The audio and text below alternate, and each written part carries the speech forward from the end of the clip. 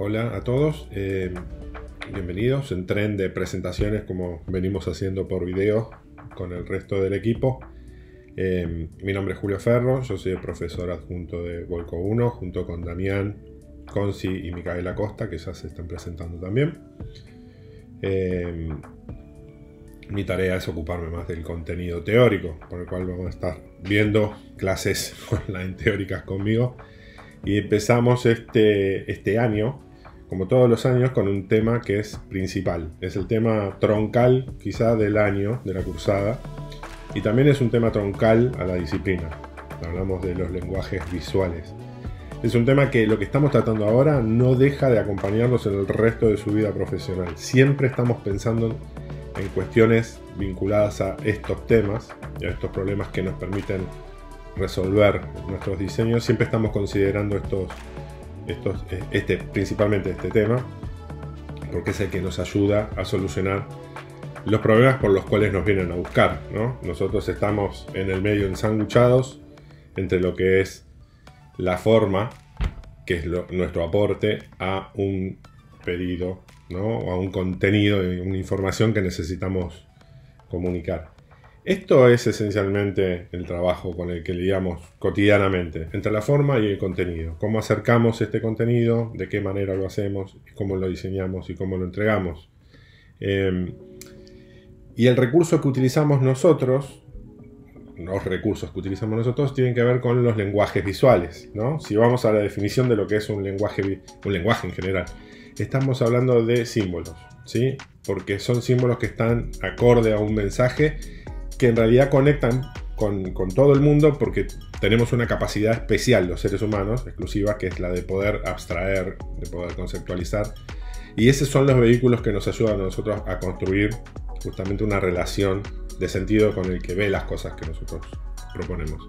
Esto no es exclusivo del diseño, no es un territorio exclusivamente del diseño gráfico, sino que también tenemos que entender de que está asociado a todos los sentidos, ¿sí? Quizás el más común, o lo que más entendemos, tiene que ver con esta divergencia que hay entre lengua y lenguaje, o sea, la transmisión oral y escrita, el lenguaje oral y el lenguaje escrito. Nosotros nos dedicamos al lenguaje visual y no solo el diseño gráfico, sino la arquitectura y el diseño de indumentaria, todos los diseños están vinculados también con el lenguaje visual. Y con el resto de los sentidos también hay lenguaje gustativo, ¿sí? Con los sabores. Hay sabores orientales, sabores occidentales. Ni hablar del sentido auditivo. La música está invadida de lenguajes musicales que nosotros reconocemos inmediatamente y que nos provocan cosas. Así que cada uno de los sentidos, hasta incluso el olfativo, porque podemos oler y entender qué es lo que pasa, nada más que por una asociación de aromas, ni hablar de la perfumería, pero también hay olor a podrido y nosotros lo podemos asociar a muerte. El lenguaje es transversal a todos los sentidos, lo entendemos de esa manera. Nosotros nos dedicamos más al visual, pero interactuamos constantemente con los demás. Es importante entender de que las fases en las cuales nosotros nos valemos de esto tiene que ver con una producción en especial, ¿no? Generalmente en esto de forma y contenido nos viene de antemano un contenido específico que nosotros necesitamos transmitir. Entonces necesitamos comprender específicamente cuál es la información pura que tenemos que usar, cuál es la información dura que tenemos que trabajar, ¿no? En el caso de ustedes, cuentan con, de antemano, una historia, un cuento tradicional, un cuento que tiene la ventaja de ser sobreentendido por todo el mundo.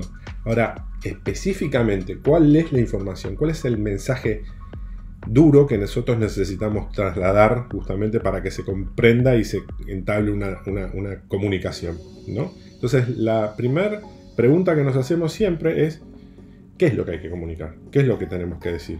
¿No? Entonces, a partir de ahí nosotros empezamos a construir justamente los vehículos que hacen a esta comunicación. Si hablamos en términos de información pura, ¿sí? Lo que se provoca es literalidad, ¿sí? No significa más que lo que está diciendo. Nosotros intervenimos en el sentido y después vamos a ver cómo lo estamos construyendo. Pero ¿qué pasaría si la información es meramente literal? En primer lugar, el boliche se juega en una mesa que debe tener algo así como 20 metros de largo. Bueno, quizá un poco más, un poco menos. De todos modos, al final de la mesa hay 10 pinos. Y el objetivo del juego consiste simplemente en derribar esos pinos con la bola. O sea que gana el juego el que derriba más pinos. ¿Entendiste? Sí. La literalidad no nos ayuda, justamente, no es garantía de que el mensaje se transmite efectivamente, ¿no? Entonces nosotros tenemos otros recursos para construir y acercar el sentido de la información. Aquí a primera impresión lo que vemos es un instructivo, ¿no? Como un instructivo hospitalario, o estos instructivos que tenés en las salidas de emergencia de los aviones. Ese es el tono visual que tiene esta pieza, pero sin embargo se aprovecha de una canción, justamente, no sé si conocen estos casos que están dando vuelta, que mientras uno canta la canción se higieniza bien en estos días de pandemia, pero es para ayudar a hacer eficaz este mensaje, ¿no? Está vestido de una forma de contar esto que lo que busca es ser lo más efectivo posible. Y es un instructivo. Ahora, hay que considerar siempre qué es lo que tengo que comunicar, y también después lo vamos a ver es en qué contexto lo estamos contando. Esta es una aerolínea que comunica quién va a estar a cargo de la dirección de sus operaciones en Bolivia. Su nombre, para ser una directora de una aerolínea, en realidad se conecta con otro tipo de información. Lo que yo estoy viendo es otra cosa, ¿no? No me está diciendo exactamente el nombre de la persona y nada más. Empieza a haber otro tipo de construcción. Entonces, lo que se dice, lo que hay que decir, hay que entenderlo bien. Hay que entender bien qué es lo que hay que decir, para que no se provoque este tipo de errores. La segunda fase de la construcción de esto está justamente en la definición del lenguaje, de lo que decimos lenguajes visuales. Tiene que ver con cómo digo esto, cómo acerco, la forma en que acerco esta información. Y en eso lo que tenemos como valores para valernos tiene que ver con el tono, la técnica per se, con la que se ejecutan las cosas, y después están los estilos. En el tono, si lo pasamos al mundo verbal, es según cómo se dice, ¿no? Según el tono como se dicen las cosas, uno recibe y, ¿no?, actúa en función de eso. También lo decimos en términos visuales con esto. Y la técnica es dura, o sea, acá es donde nosotros hacemos hincapié en diferenciar la técnica y los estilos de lo que es el lenguaje. Son vehículos para el lenguaje, no son el lenguaje. No existe el lenguaje óleo, no existe el lenguaje lápiz. Son técnicas, ¿sí? Tampoco el estilo es el lenguaje, porque en realidad se vale de muchas otras cosas para terminar siendo un lenguaje. Porque podemos recurrir a otros estilos para hacer uno nuevo, por ejemplo. Entonces, como receta y entendimiento de esto, lo que nos tenemos que preguntar es cuál es la mejor manera, primero, cuál es la mejor manera para transmitir la información que nos definimos previamente y que comprendimos, ¿no? Esto porque tiene un objetivo, ¿no? Y veremos después cómo lo podemos provocar.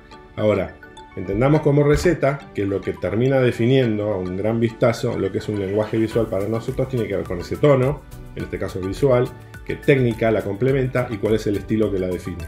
Estos tres ingredientes para nosotros a un primer vistazo es lo que entendemos como construir un lenguaje visual. Obviamente partiendo de algo que necesariamente tenemos que contar o tenemos que comunicar. Por ejemplo, el lenguaje de esto es fotográfico, ¿sí? Ahora, en estas dos fotos entendemos lo mismo, pero contado de dos maneras muy distintas. Porque el estilo de la primera foto es la del primer matrimonio de Diego Rivera y Frida Kahlo. El estilo de la foto es la de un retrato tradicional. Ellos dos, el de pie, tomándola del hombro, es una pose tradicional de uno de los lenguajes fotográficos que tiene que ver con el retrato. La segunda, sin embargo, cuenta el segundo matrimonio de Diego Rivera y Frida Kahlo, pero ya es una foto robada, es una instantánea, fue capturada. Acá no están posando, no hay alguien que les está indicando cómo tienen que hacer esa imagen o cómo tienen que plantarse delante de la cámara. Acá se robó esta imagen, es una instantánea, es un momento capturado, espontáneo. En el otro es un momento capturado, diseñado, planificado. Y ambas son fotografías. Ahora, lo interesante es que lo que se cuenta puede admitir varios lenguajes. Aquí tenemos la misma situación de pareja ejecutada con dos lenguajes bien distintos. El lenguaje fotográfico, ¿sí?, testimonial, que lo que entendemos y la relación que tenemos con la fotografía es que lo que toma la cámara es un instante que queda registrado para siempre. Y la pintura, que es una ejecución de un humano. Tiene una manera de hacerse, tiene un estilo, una composición, una materialidad, asociable en este caso a Diego Rivera y a Frida Kahlo. Pero donde además la diferencia es que hay más símbolos porque el que la crea le pone más sentido, ¿sí? Entonces se transforma en una imagen que tiene más contenido incluso que el de una fotografía. Ahí atrás hay como unos...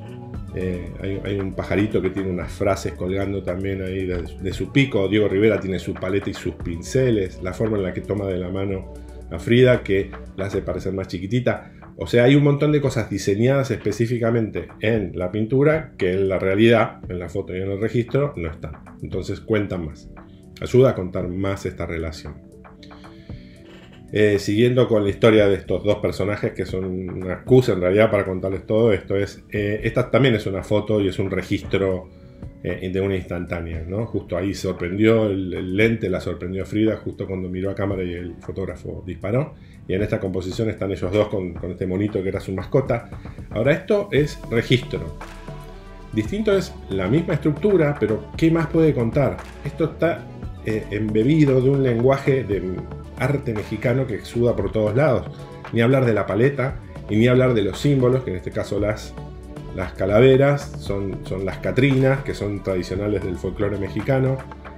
Crean y cuentan mucho más, ¿no? Porque reconocemos a estos dos personajes, cuentan mucho más y dicen mucho más mexicanidad de lo que tiene una fotografía en este caso. Entonces hay mucho más efectividad en esta imagen quizás y provoca otras cosas que la fotografía por sí sola no es garantía. No termina solo en la fotografía. Podemos decir mucho más. Lo bueno de los lenguajes, lo que podemos identificar, es que podemos asignarles un tiempo. Entendemos de qué época son las cosas, ¿no? Y no es solo el estilo, sino que tiene que ver de nuevo con la manera de decirlo. Y vemos acá dos ejecuciones que son sencillamente fotográficas, 100% fotográficas, son dos retratos.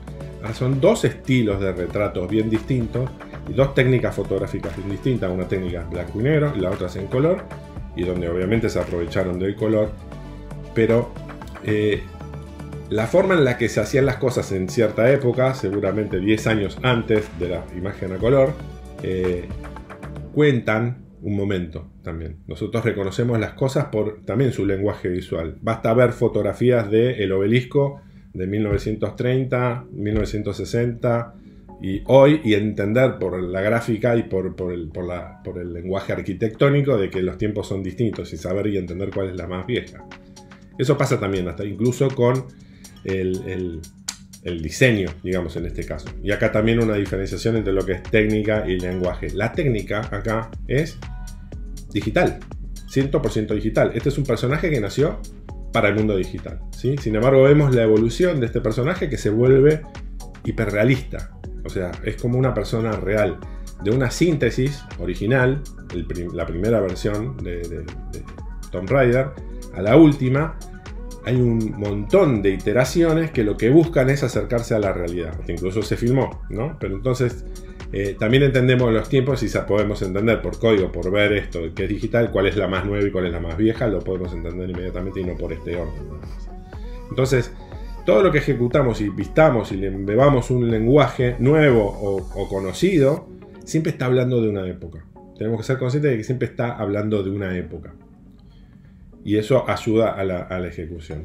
De nuevo el mismo ejemplo, pero esto es Frida vista por un fotógrafo desde la lente, desde el lenguaje fotográfico, y Frida vista a sí misma, desde un autorretrato, desde una ejecución de plástica, ¿sí? Acá hay materia, acá hay paleta, acá hay un pincel y una mujer que lo ejecutó y que también se está observando. Hay otra historia y hay otra conexión y otro lenguaje, son universos bien distintos, ¿bien? Uno es ejecutado y el otro es registrado, que nos acercan al contenido de otra manera, no nos da lo mismo, ¿sí? Entonces en términos de lenguaje los podemos identificar inmediatamente. La pintura, la escultura, la arquitectura, todas las artes son un lenguaje en sí mismo, el cine, que podemos identificar inmediatamente. Pero sobre eso también seguimos construyendo y hacemos muchas más cosas. Por ejemplo, otra diferenciación entre lo técnico y el lenguaje. Técnicamente acá estamos hablando de una figura de plástico y una figura construida con papelitos. Sin embargo, reconocemos al mismo personaje porque tiene los rasgos más reconocibles de este personaje. Va a pasar lo mismo seguramente con los personajes de las historias de ustedes. Pero inmediatamente conectamos con que estas son Fridas. Ahora son técnicamente distintas. También son dos lenguajes bien distintos, pero es evidente que técnicamente son distintas. Porque una es física y la otra es material. O de ejecución bidimensional en este caso. Y mismo también dentro del lenguaje pictórico de Frida Kahlo, ella ha ido evolucionando y cambiando su propio estilo, ¿sí? Sin embargo, seguimos reconociendo que esta es obra de la misma artista, ¿sí? Entonces no es exclusivo, tampoco un lenguaje no queda encerrado, sino que se va evolucionando o se nutre y se contagia de otros, se mestiza, se mezcla o se transforma y generan nuevos también. Sin embargo, este es dentro del lenguaje de Frida Kahlo dos estilos distintos. Si bien son muy afines y los podemos reconocer, pero son dos épocas distintas. Ahora, lo interesante es que cuando reconocemos un lenguaje particular de algún artista o de alguna obra en particular, puede ser caldo de cultivo para otro tipo de ejecuciones o para cruzarse para otro tipo de cosas, ¿no? Por ejemplo, transformarse en una pintura mural monumental, esto está acá en Buenos Aires, que es Frida Kahlo, pero aparte es una Frida Kahlo como traída al siglo XXI, ¿no? Si ven los símbolos, digamos, alrededor de ella, cómo está vestida. Y también es un recurso que se tradujo a fotografía, o sea, de la pintura, los mismos recursos visuales que se usa en el lenguaje tradicional de Frida Kahlo, transformados en fotografía. Se pudo traducir a otro lenguaje, ¿sí? Pero con los mismos ingredientes de forma, de composición y de estilo, y que pueden servir para transformar y generar uno nuevo. En los cruces del lenguaje generalmente surgen cosas nuevas, siempre hay cruces y generan nuevos lenguajes. Y hasta incluso estos cruces desde no solo desde el lenguaje, sino pasarse a otra técnica. Si bien estamos pasando, que esta obra se llama Las dos Fridas, del lienzo a la piel, en ese paso ahí es necesario una síntesis de esa imagen, porque no se puede contar de la misma manera, porque no lo admite el soporte en este caso. La piel no se admitiría un tatuaje con este nivel de detalle como tiene la pintura, entonces se simplifica y se sintetiza, pero al final lo que termina teniendo es el lenguaje propio del tatuaje. Eso es lo que entendemos como el lenguaje propio del tatuaje. En este caso pasado de una figura plástica a una figura prácticamente de un dibujo lineal. Todo esto es en realidad como un vehículo que nosotros tenemos que considerar, es de que estas decisiones que nosotros tomamos las tomamos en función de predisposición, lo llamamos. Antes de entender qué es lo que me está diciendo, de un vistazo nosotros entendemos algo y eso nos predispone, ¿no? Y también el fin de elegir un lenguaje está conectado con la provocación. ¿Qué queremos que pase con esto que te estoy diciendo y de esta manera? ¿Qué puede provocar? De antemano, sin entender y ni siquiera leer lo que es esta imagen en sí misma, ya entendemos que son dos retratos de Frida, pero uno es fotográfico, es una recreación de esa pintura de Frida. Ahora, ya la conocemos, la vemos en fotos y nos predispone de otra manera. La vamos a ver de otra manera. No solo vamos a entender otra cosa. Entendiendo los símbolos de un lado y del otro, nosotros reconocemos a estos dos personajes como Frida, que son dos ilustraciones, una es una ilustración bidimensional y otra es una ilustración tridimensional, pero nos predispone de manera bien distinta. No es lo mismo la pose de la Frida perreando, que lo que nos provoca es simpatía, gracia, por fuera de contexto, que la Frida hecha con papeles que nos provoca ternura. Es como un lenguaje de ilustración infantil, muy aniñado. Entonces estamos hablando de una representación plana, ¿sí? De ejecución plana, a una representación tridimensional, pero que también tiene un lenguaje que es infantil, que es muy distinto de lo que cuenta una imagen fotográfica y sobre todo también lo que dice la pose en este caso. Vean la dinámica de la pose de la ilustración, que entendemos que está bailando orgullosa, y esta otra pose, que en realidad es inmóvil porque es la foto de Frida muerta. Lo que siempre tenemos en consideración es que para construir estas cosas, nosotros lo que tenemos que tener en cuenta es cuánto sabe el otro, porque si no, no podemos estar hablando de los mismos códigos. ¿Con qué se relaciona? no hay un lenguaje absoluto, siempre hay un precedente. ¿Por qué? Porque si el código es nuevo, no lo voy a entender. Hay códigos nuevos constantemente, pero no entran de primera. Siempre se van sumando y se van acomodando, ¿no?, al resto de los códigos de la cultura, y por eso después se incorporan como naturalmente. Pero no podemos proponer algo que la gente no entiende. Entonces, siempre lo que estamos haciendo es tratar de entablar un código para que se pueda entender, ¿sí? Y eso tiene que ver con la cultura y tiene que ver con la experiencia previa. Esto yo ya lo vi, entendí que es así. Cuando vos me decís esto de esta manera, yo accedo a esto y lo puedo entender y lo puedo relacionar. Entonces, ¿cuáles son los códigos que vamos a usar justamente para hacer esta representación, ¿no? Porque también lo que conecta no es solamente la información. Como decíamos en principio, la comunicación literal, lineal, no tiene un aporte para que quede ese registro de esa información si no conectamos emocionalmente. Quiero provocar risa. A ver, quiero provocar emoción. ¿Necesito provocar emoción o necesito provocar reflexión? Necesitamos entender cuáles son los códigos que nos llevan a provocar eso.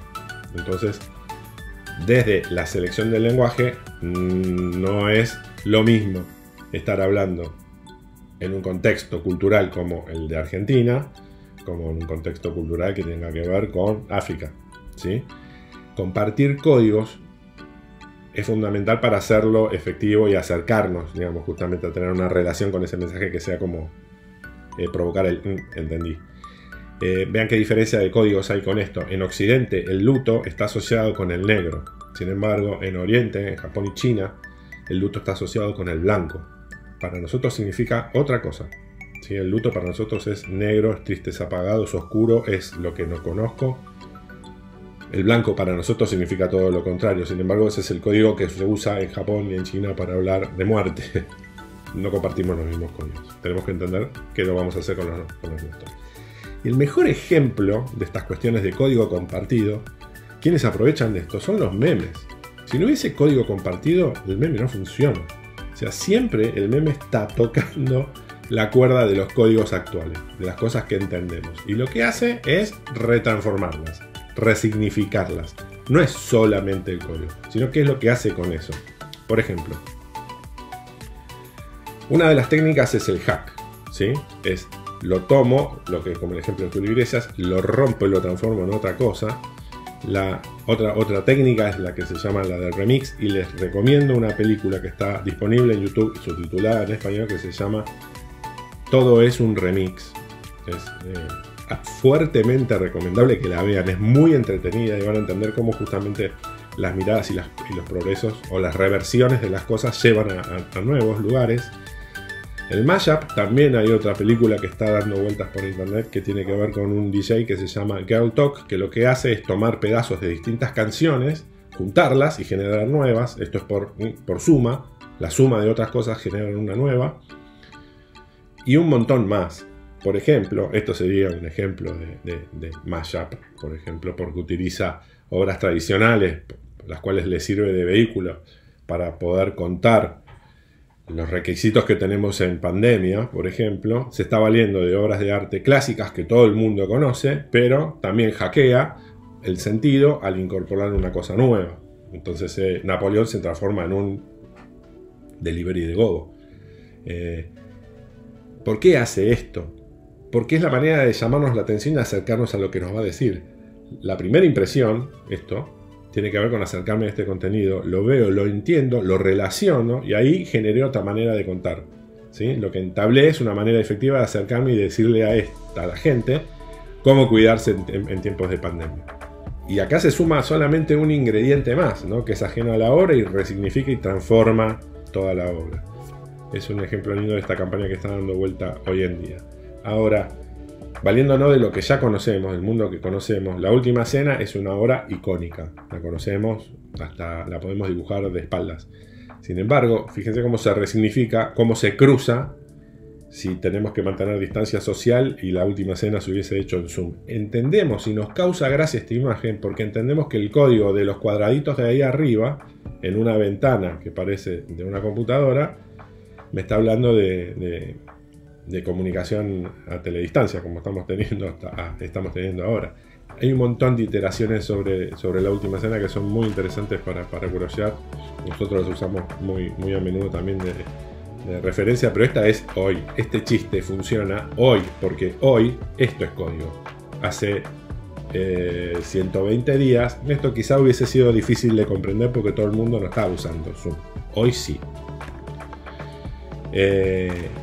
Lo mismo, un hackeo hacia una obra icónica para hablar de distanciamiento social, separarlos donde era justamente que se iban a encontrar. Entonces no da lo mismo. Puede que se vea igual, pero al final, cuando intervenimos en este sentido y operamos sobre el lenguaje, ya no da lo mismo. Lo estamos transformando en otra cosa. Lo estamos acondicionando a nuestro sentido. Por eso no es lo mismo. Ya sabemos y entendemos cuál es la Frida original. Ahora, no da lo mismo Frida Kahlo, que es todo un símbolo, que una Barbie Frida Kahlo. No representa lo mismo, porque lo que entendemos es de que esto es una reversión. Por ejemplo, esta es una escena de Los pájaros de Alfred Hitchcock. Es una película de culto clásica de terror y suspenso. Ahora, es increíble que también se le hayan animado a hacer una Barbie de la escena de Los pájaros de Hitchcock, cuando es un juguete. Ahora, juguete no es un lenguaje en sí mismo. En este caso es un lenguaje Barbie, porque juguete también es Lego. Y también Lego hizo su versión de esa escena de esa película. Ahora, las tres informan lo mismo, pero nos predisponen a ese contenido de manera muy distinta. Y no dicen lo mismo, porque cada uno representan cosas distintas también. Los visten de un sentido adicional que termina de ser redondo lo que quiero cortar. Entonces, hay un lenguaje Barbie. Y ese lenguaje Barbie tiene un contenido, ¿sí? Estamos hablando de esta muñequita rubia, perfecta, americana, fashionista. Ahora, yo no entiendo cómo se les puede haber ocurrido hacer una versión de Rosa Parks, que fue la primera activista negra en Estados Unidos en los años 60, que se armó un escándalo tremendo porque un blanco le pidió el asiento por ser negra y ahí se destapó una revolución.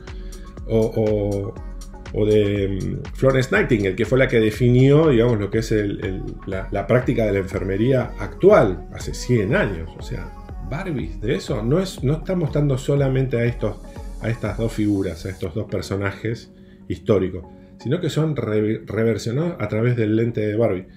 No dice lo mismo, no da lo mismo. De frente son los personajes y sabemos quiénes son, pero no da lo mismo, no cuentan lo mismo. Entonces, en el lenguaje, según cómo se lo cuenta, transforma el sentido y le da una relación adicional. Esta es otra escena icónica, es una fotografía, es una instantánea famosísima, ¿no? De un knockout de Cassius Clay. Y esa pose y esa forma fue reversionada por Spunko como una figura, ¿no? Como un muñequito, como un juguete. Ahora, la relación que tiene uno al ver una imagen y la otra, entendemos el muñeco porque conocemos esta figura, pues es un remix, pero lo que nos provoca es distinto. Tenemos una relación más simpática con el muñeco que con lo que nos provoca justamente esa instantánea y esa captura de ese momento. Son dos lenguajes bien distintos. El contenido es el mismo, los lenguajes son bien distintos y nos acerca el contenido de una manera distinta. No sé si conocen a Jerry Seinfeld. Jerry Seinfeld es uno de los humoristas, de los cómicos más destacados de los últimos 20 años. Es sencillamente genial cada vez que abre la boca. Hay un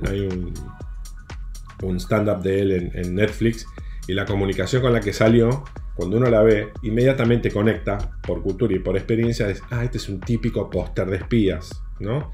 Y hay un referente que es este póster de James Bond. Fíjense que la pose es prácticamente la misma, la pose con el arma es exactamente casi la misma, el lenguaje y el tono de ilustración es muy semejante también. Y a pesar de estar ejecutado hoy, haber sido una pieza que se lanzó y se diseñó hoy, tiene un olor a 1960, porque está usando esos códigos y esos lenguajes visuales que lo hacen válido en esa época y no ahora.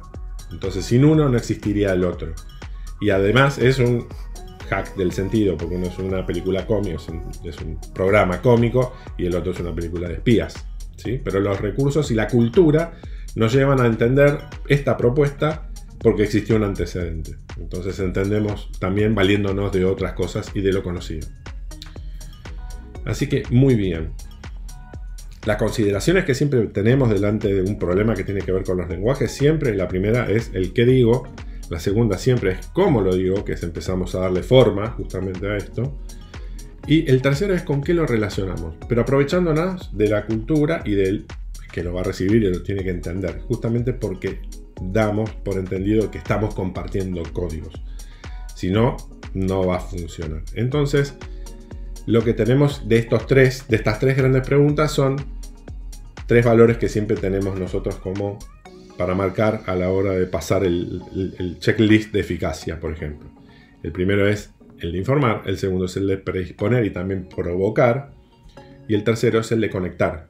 Emocionalmente, intelectualmente, tiene que haber estamos provocando una manera de conectar también con eso. Entonces estas tres preguntas en realidad responden a estas tres demandas que tenemos nosotros cada vez que nos ponemos a diseñar.